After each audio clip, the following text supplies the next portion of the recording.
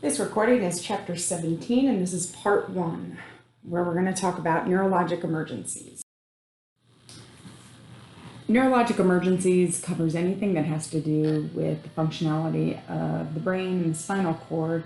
And the one we think about the most when we talk neurologic emergencies are stroke. Stroke is the 5th leading cause of death and the leading cause of adult disability in the United States. We see a significant number of adults having strokes, much more significant than pediatric, but it is not uncommon to see that in a pediatric patient as well. There are many factors that can contribute to an increased possibility of having a stroke, to include family history and then race, with African Americans, Hispanics, and Asians actually having a higher risk of strokes. Treatments for strokes are available, and there are many hospitals that are able to take in stroke patients and provide that treatment, though you must understand that in order for the treatment to be successful, you must have rapid transport of your patient. Along with stroke, we also look at seizures and general altered mental status. Seizures have many causes that we will go over that we need to consider and maybe can affect in our treatment of the patient. Additionally, just saying altered mental status is a wide umbrella to a number of issues that your patient may be suffering from. So they could be intoxicated, have a head injury, just low oxygenation in general, some type of metabolic disturbance. When your patient has an altered mental status, they are having a neurologic emergency, but it may be included with other issues. A patient who has a traumatic head injury is facing traumatic issues as well as the medical neurologic emergency. As with all of the other emergencies, let's look at the general review of the anatomy and physiology of the neurologic system, which is the brain, the spinal cord, and the nervous systems. The brain being the computer. We must have functionality in our brain for breathing, speech, and all of our body functions to occur. Breathing being the most important. Our brain tells our heart when to beat, our brain tells our feet when to move. And you have many, more than 3 that are listed here, but the 3 main components of the brain are the brain stem, the cerebellum, and the cerebrum. The cerebellum is the largest part of the brain. See that here. It's the frontal part, the biggest component of it.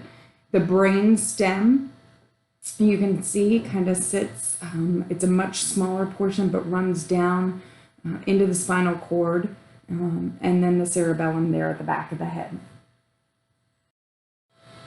The brainstem controls those most basic functions. So when your brainstem is damaged, you will see a patient who is going to struggle with breathing, blood pressure, swallowing, pupil constriction, those basic life functions. It's why when we talk about spinal injuries, I'll remind you that the cervical spine, number 3, 4, and 5, keep you alive because they actually protect the brainstem.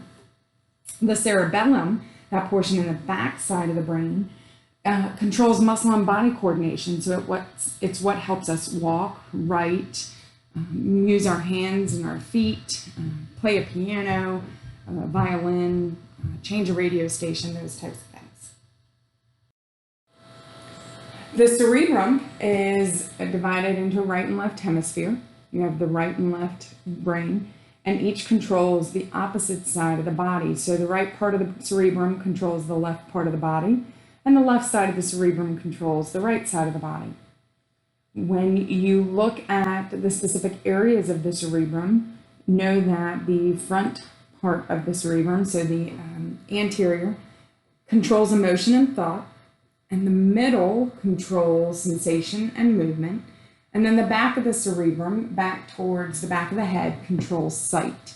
If you've ever hit the back of your head and kind of had blurry vision, or it's kind of seen stars, it's because the area of the brain that is responsible for sight has been slightly damaged or at least shocked.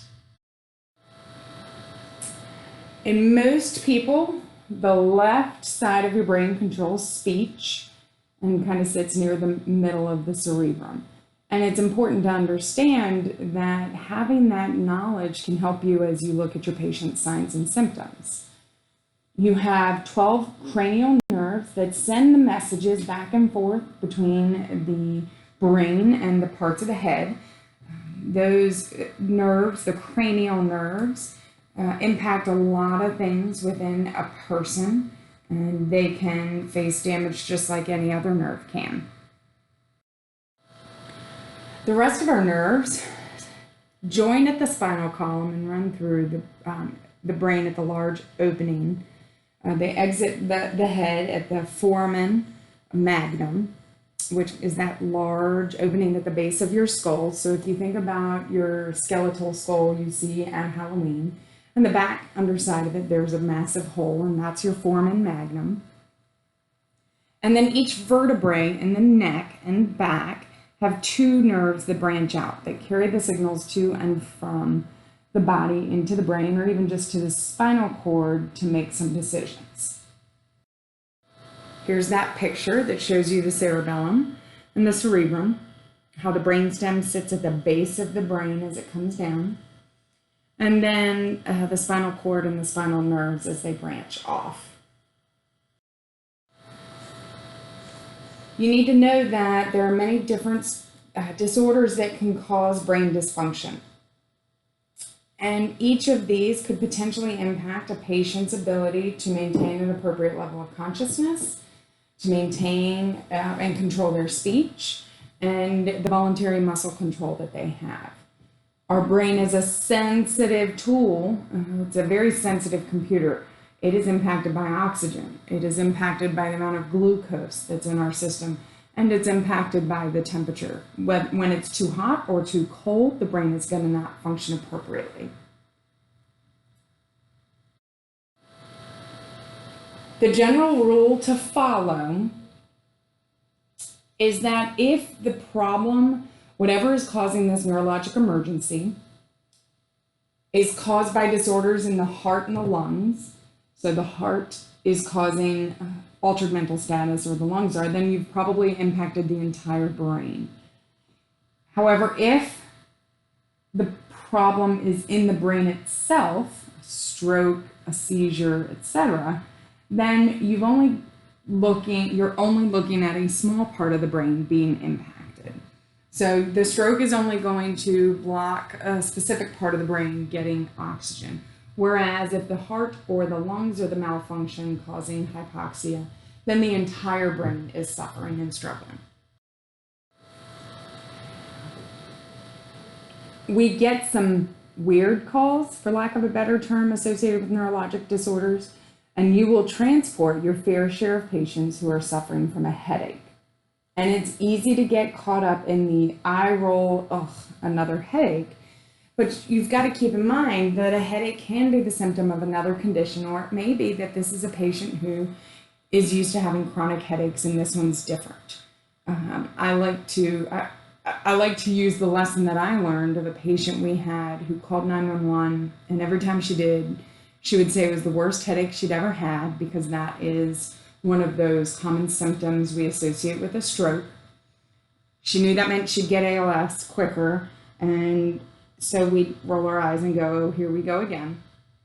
And then one day she stopped calling, and I didn't think much of it until we were talking about frequent flyers, and all of a sudden someone was like, oh yeah, she ended up with brain tumor.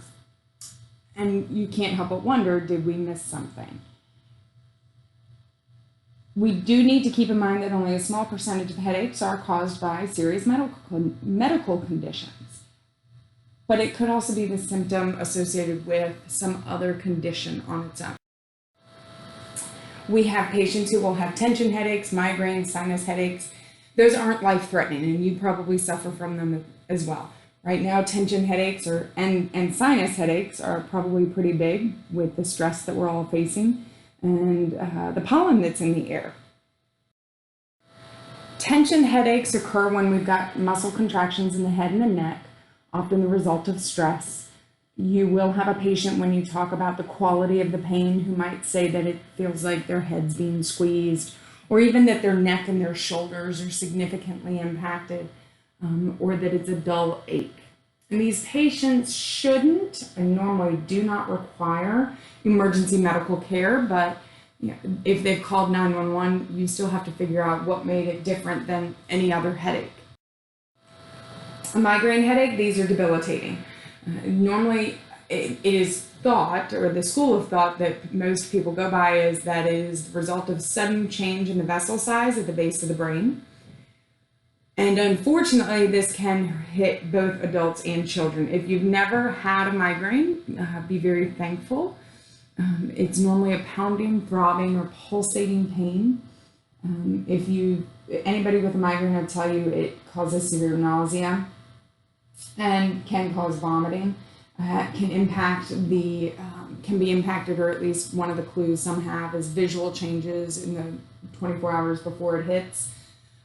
It can cause light sensitivity, sound sensitivity. Basically, the only thing that makes it better is a dark, quiet room, and can last several days. Some people who end up needing medication, it's because it's been 3 or 4 days with the migraine and they're not functioning appropriately.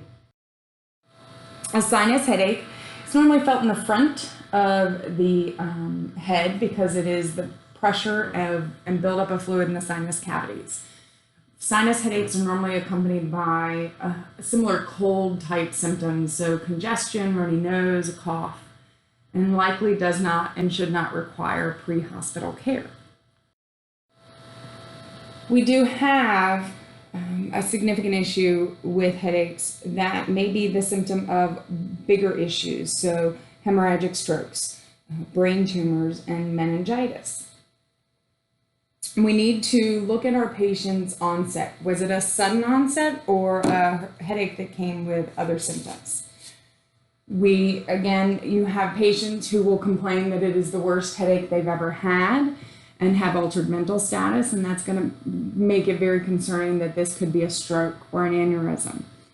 And it could be that the headache's the result of internal cranial pressure that is increasing, which is going to put pressure on the brain and cause problems. Again, as I said at the start of this, the biggest one that we consider in neurologic is our stroke patients. So stroke is also known as a cerebrovascular accident. So, cerebro, the cerebellum or cerebrum, vascular, referring to the blood vessels, and accident. You're not looking at somebody who asked for this to happen. And it is the result of an interruption of blood flow to a certain area of the brain. And just like any other cell in our body, when we do not get oxygen, this is going to cause tissue death. And they die in the brain still, regardless of the cause of the hypoxia, the lack of oxygen to the cells. That brain tissue death is irreversible in that 6 to 10 minute mark. Remember that stopwatch. When the brain cells develop ischemia, they won't function properly. So if it's a slower blockage, if it's a lack of oxygen over a period of time, your patient may exhibit symptoms that develop over a period of time. So if it's taking a while for cell death to occur, it may be a while before they start to show the symptoms associated with stroke. Our goal is that prompt restoration of blood flow. Just like a cardiac arrest, a good stroke call can be run with a BLS provider. So, and I say good, not as in, ooh, that was a really good stroke. Good as in doing everything you can possible for your patient. And we look at the fact that there are 2 types of stroke, ischemic and hemorrhagic. And obviously, if they're on there, we're going to go over each of them separately. And we're going to the ischemic stroke. So just like we talked about your patient having chest pain and ischemia of the heart, ischemia is the same in the brain, and that is tissue death. Ischemic strokes account for greater than 80% of all strokes.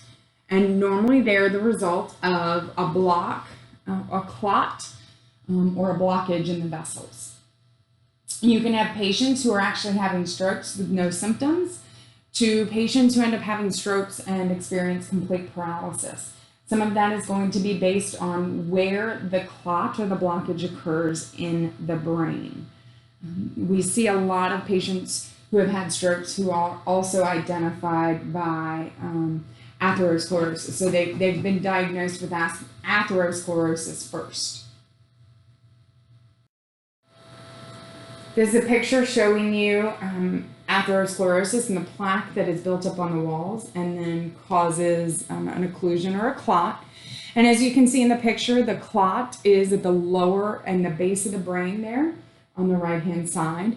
And then anything that is beyond that clot is no longer receiving oxygen and will die off without treatment. Our second type of stroke is a hemorrhagic stroke, and the hemorrhagic stroke accounts for approximately 13% of all strokes. And hemorrhagic strokes are because of a hemorrhage, so it's bleeding in the brain. When you have a patient who has bleeding in the cerebral portion of the brain, it is a greater chance of fatality. Those patients who have had stress, so their high blood pressure, their blood vessels are under, or their arteries are under a high level of tension and pressure at a consistent pace.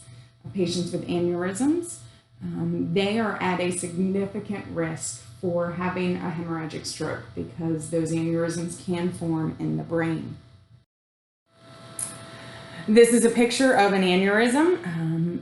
It is, as we've talked about before, the swelling and enlargement of the wall of a vessel because of a defect or a weakening. And when that aneurysm breaks, all of that blood is actually going to leak into the brain cavity, into the skull.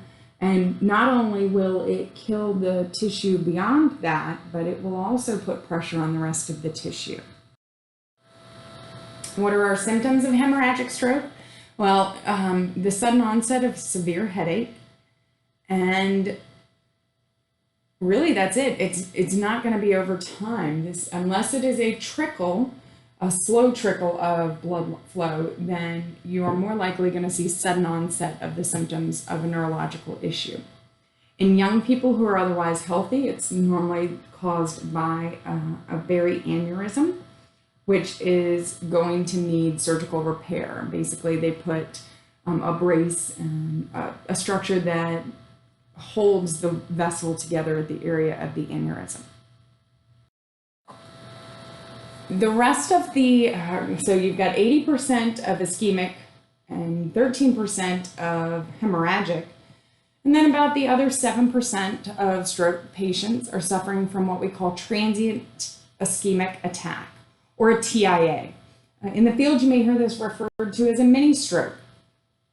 And so TIAs occur when a clot moves into a vessel and maybe for a short period of time causes a full occlusion, and then it moves on. So you have a patient who begins to show the signs and symptoms of a stroke. They may have slurring of their words or weakness on one side. And then after a short period of time, those symptoms begin to go away. And the reason is that the clot moved. Where it originally got stuck wasn't able to hold it, and blood flow is returned, and off they go. As long as the symptoms resolve themselves within 24 hours, it's a TIA. The problem that we have is when it goes longer. When your symptoms last longer than 24 hours, it's going to be hard to determine whether it's a TIA or a full stroke. Every TIA should be treated as a regular stroke. And what I mean by that is if you go to the house and the patient is acting normal again, or at least closer to normal, and they try to refuse, it's going to be important that you remind the patient that a TIA shows an increased risk of a full stroke. And normally that increased risk is for the 72 hours following the TIA, if not a shorter period of time. So our goal is to get any patient exhibiting stroke symptoms to further medical evaluation. So the signs and symptoms of stroke are what you see on your screen. The facial drooping is normally one side over the other. weakness, numbness in the face, arms, or leg, or one side of the body, a decrease in the sensation in that same side of the body, then a lack of muscle control or potentially a loss of balance. Remembering that the right side of the brain controls the left side of the body and the left side of the brain controls the right. When you have a weakness or drooping on one side, it then is going to give you the knowledge that the opposite side of the brain is being impacted by the stroke. So when left-sided weakness or left-sided numbness exists, then the problem is in the right side of the brain. In addition, you may have a patient who loses vision in one eye or has blurred and double vision. They may have difficulty swallowing or talking and a decreased level in responsiveness as the severity of the stroke increases. You may have a patient who has what's called aphasia.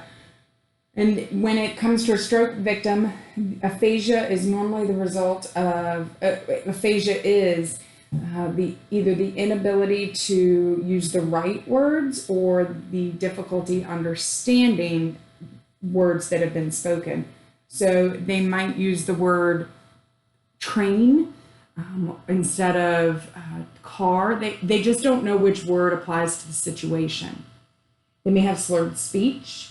As we've talked about, they may have a sudden and severe headache. Confusion and dizziness are also very common. Along with those, we also have patients who will experience weakness.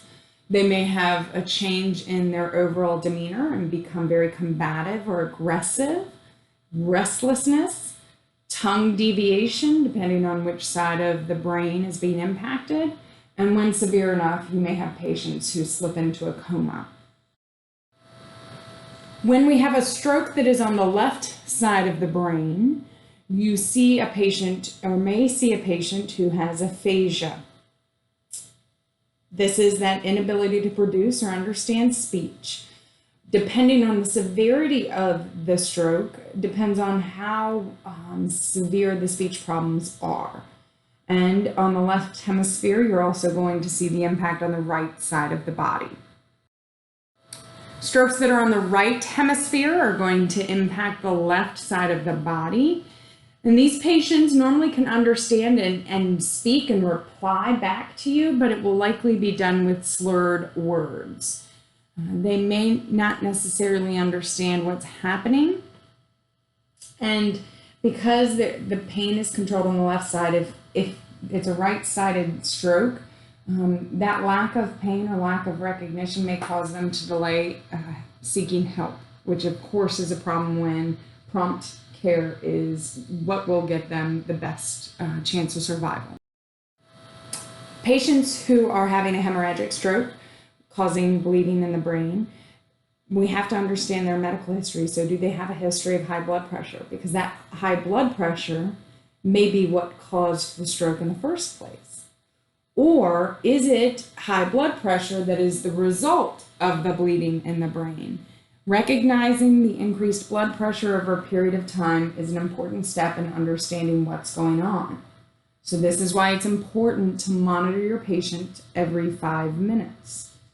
When that blood pressure finally takes a turn and starts decreasing, now we've got a bigger issue because this is where our patient is no longer compensating. We do have conditions and other medical issues that could mimic a stroke.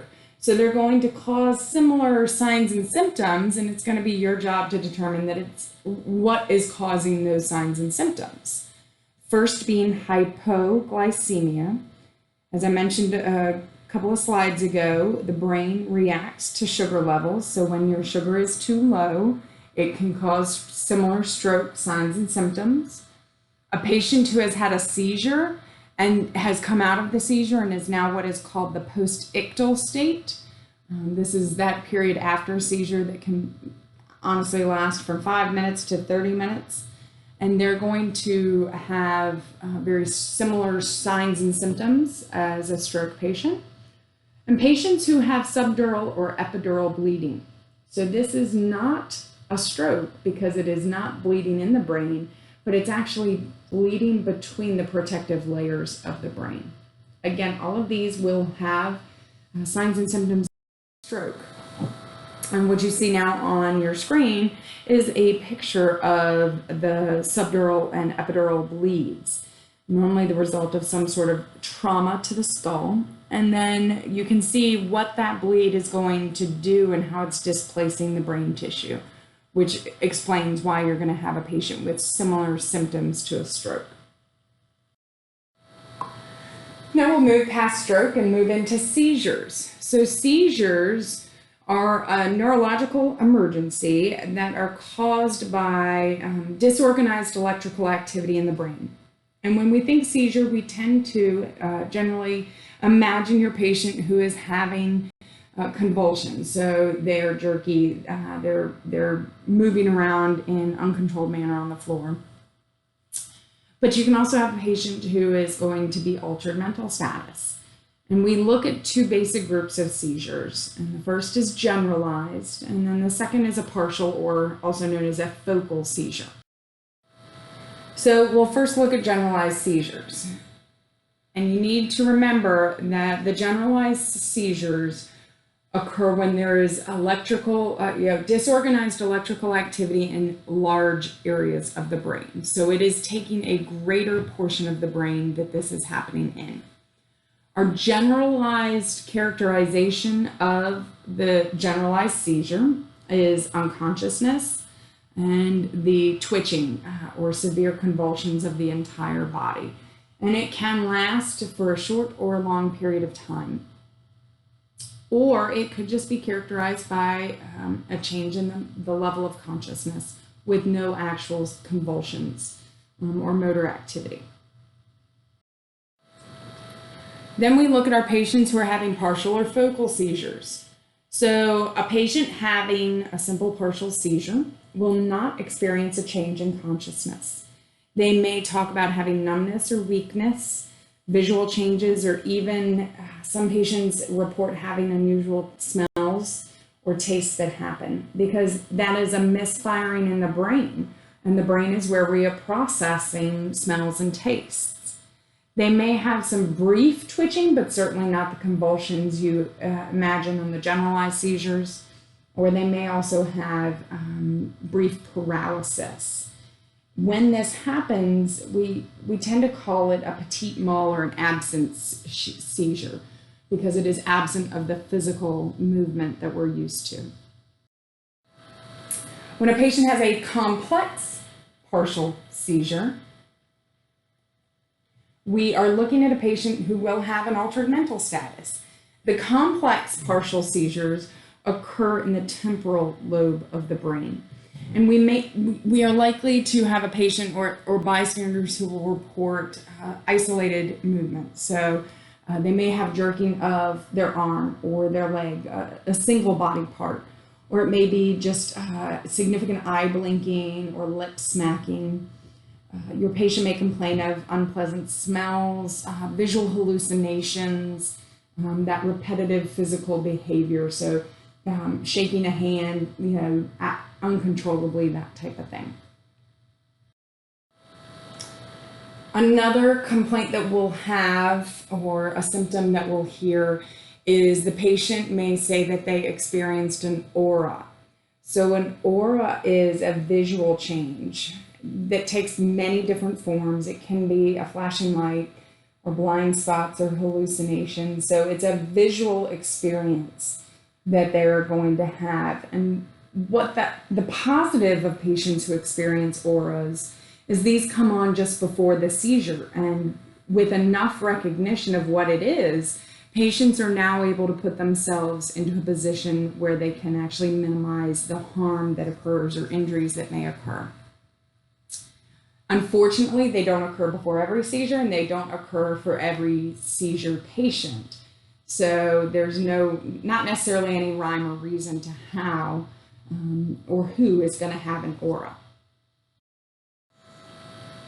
So going back to generalized seizures, we can recognize that generalized seizures are characterized by a lack of loss of consciousness and the muscle movement and lack of muscle tone and unfortunately, even the absence of breathing. So patients who are seizing aren't breathing in and breathing out because the brain is unable to process those nerve functions while also having the electrical firing of the seizure.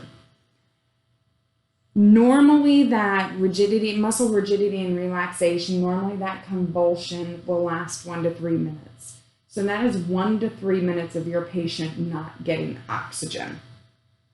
And that's something to keep in mind when we get into the treatment side of this. Additionally, a patient having a generalized seizure will experience tachycardia, post-seizure hyperventilation, sweating, and intense salivation.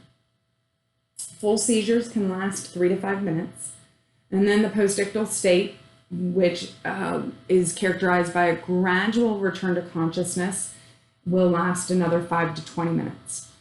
I think the story that sticks with me on this is we had a patient who was in a car accident right there on 360 behind Bruce's, and she ran up onto the embankment there. And when we got there, she just kept staring at people, and she would blink and she would turn her head, but she wasn't really responding or reactive.